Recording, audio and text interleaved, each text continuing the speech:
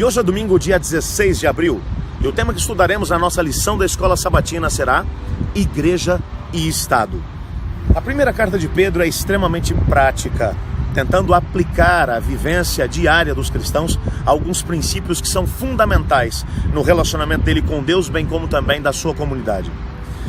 Um dos temas que são mencionados dentro da primeira carta de Pedro é a relação que deve haver entre o cristão e o Estado, entre o cristão e os governos que dirigem o local onde ele vive. É bem verdade que existem alguns princípios que são fundamentais.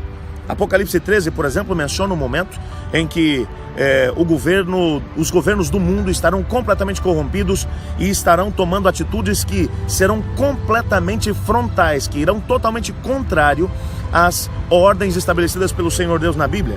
E então, a decisão será muito simples em relação àquilo que devemos fazer. Vamos estudar sobre isso um pouco mais na lição de quinta-feira.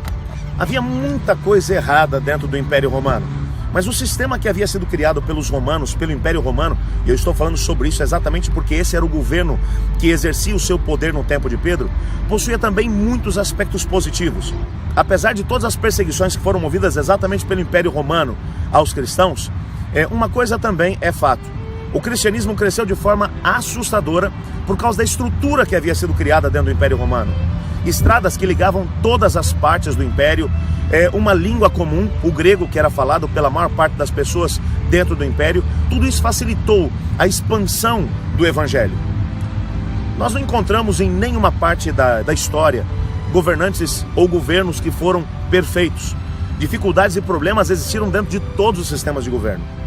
Mas Pedro agora, ele exorta os seus cidadãos a entenderem que pelo menos algumas coisas boas havia dentro do sistema de governo do seu tempo. Ele exalta algumas delas.